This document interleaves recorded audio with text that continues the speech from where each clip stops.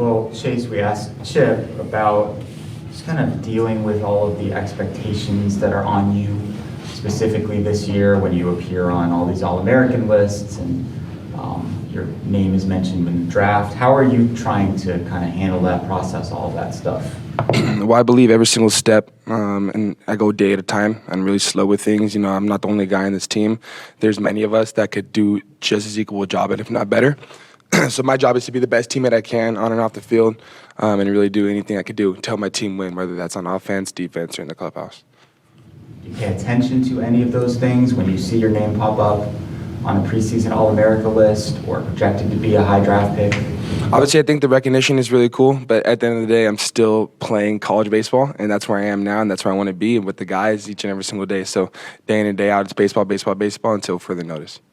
One thing that probably would be, assuming different for you this year is without having some of the older guys that have moved on, Tanner, Daniel, and all that, that you may have to take on a little bit more of a leadership role. Are you seeing that so far, that the younger guys are turning to you? I don't see any holes in leadership roles with anyone, really. Would consider myself a leader on the team as well as many others. I'm not the only guy, like I said.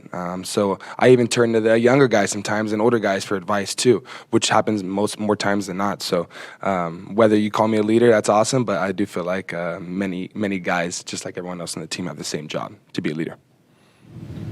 Garen, this time a year ago, I mean, you were still fairly new to the program, showing up in the fall and all that. How much has it been different, do you think, this offseason compared to the last one, just for the entire program?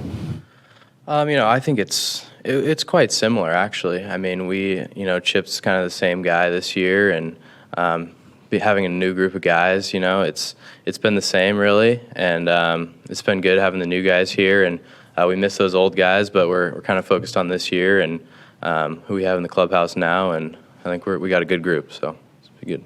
Garen, how would you describe your comfort level with this level of college baseball, given that you now have a full season under your belt, whereas last year you were coming off a lot of time off? Yeah, absolutely. I'm pretty comfortable, and I feel like I've made the adjustment last year. I played a lot last year, so I think just getting that experience is really good, and I'm just looking to build off that this year with these guys. So. Is there anything about your game that you've tried more than others to improve on? Yeah, absolutely. I think Chip especially after last year, Chip put a really big emphasis on being a little bit better defensively, and that's not just an emphasis for me. That's for really the whole team. And I feel like we got a good group of guys in the infield this year, and in the outfield as well with CD kind of at the throne there. And I feel like we're going to be a much better all-around team. So. Chase, what do you think you've had to improve the most on during this offseason? I would say just kind of getting my head right for this upcoming season, my third year here. I think there was many things that I wanted to obviously get better at day in and day out, but I felt like over the fall there were more baseball related things that I wanted to work on, and whether that's different improvements in the box or in the cages or during games, I think that's something that I really worked on and slowed the game down to be able to prepare myself for this next upcoming year. And Chip had mentioned before that you came to Arizona with a strong reputation, but had to basically sit that first year because there were guys in front of you and all that, wait your turn. With a lot of the young guys, particularly position players, that may have to do the same thing this year, what do you say to them, like as far as being patient?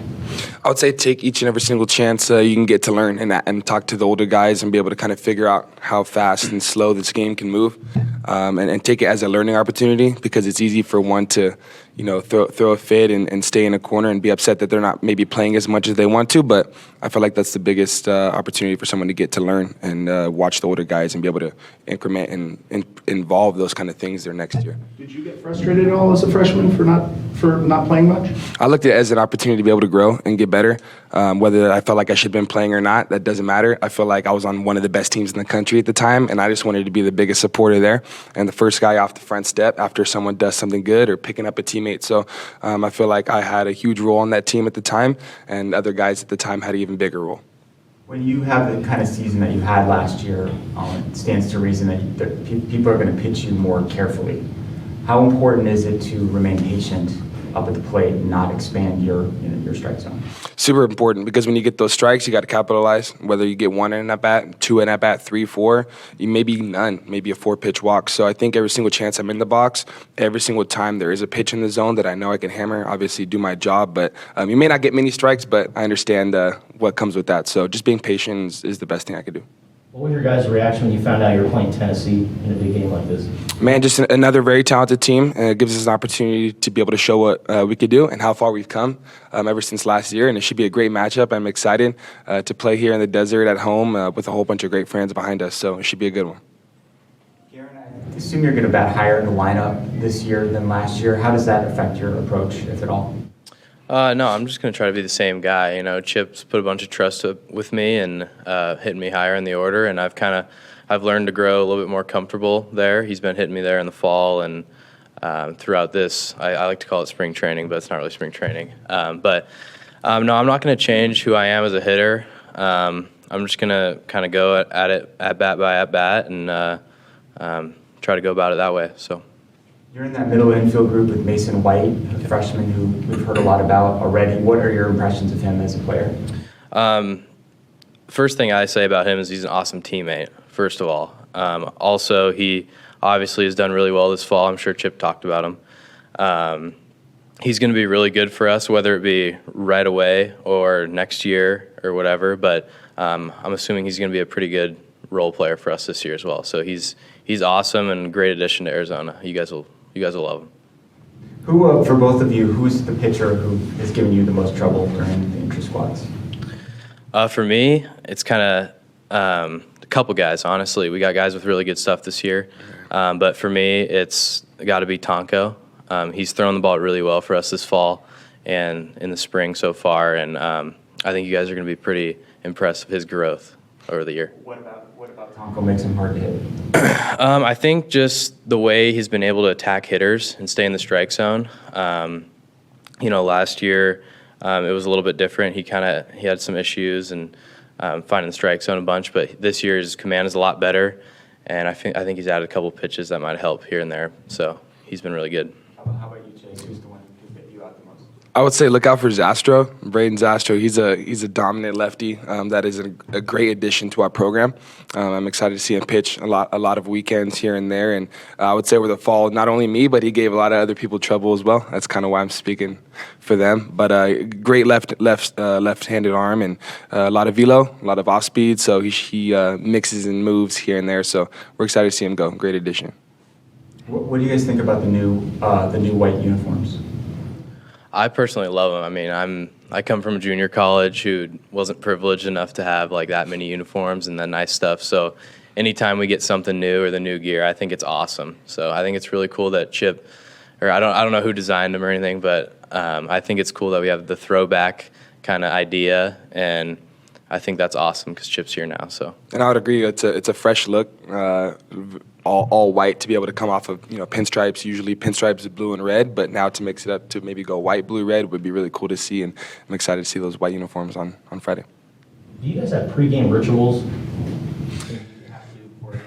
It depends. Everyone's different. Some people like music. Some people like dancing before, which is me. I like even eating some food before, maybe a little pregame snack. But I would say everyone's different depending on the game and time. Yeah, I would add. We're all pretty big MJ fans, and the whole Last Dance was super awesome, and we all loved it. And we kind of did a little game time who right before the game, and that kind of gets us locked in. So if you ever see that in the outfield, that's kind of what we're coming from. Why did Last Dance bring you guys together, do you think? It was funny. I think it was a tradition that started my first year, and Dante Williams and Holgate and all of those guys out there in the outfield, they were huge on it, and they got all of us onto it as well. So now every time before the game, we all get into a huddle, and Tyler says, "What time is it?" And we all say game time, and then we all say "who" at the same time. So that was kind of our little thing, and we all go around in a circle naming which guys or which basketball players in that specific movie, and it's a little fun time we have. Will the taco hat be back? We don't know. I don't know. It depends. I don't know about the rules that they did with the I think it props. just has to stay in the dugout kind of thing. Well, if that's the case, then Well, if it's in the dugout, we will have We will something. have We're something, not sure if it's taco hat yet or something, but we'll definitely have something. we got to figure out some kind of celebration, Yep. right? So we'll, When you watch watch Last Dance, as you're, a leader of this team, what qualities or traits do you maybe take from a guy like Michael Jordan? I would say just being able to rally guys at last minute when it really matters, whether it's off the bat, first pitch of the game, or in the bottom of the ninth at 10:30 at night. It doesn't matter when it is, or even off the field as well when no one else is watching, whether it's in the weight room or in the classroom. So I think traits that he has, a lot of people want to emulate and kind of follow up after. I think a leader to everyone is different. You could define that however you want to define it, but for me, I would say traits as far as picking people up when they're down and just being a team leader as much as I can to the best of my ability every chance I get. Any more questions? All right, thanks, guys. Thank you, guys. Appreciate it. Thank you.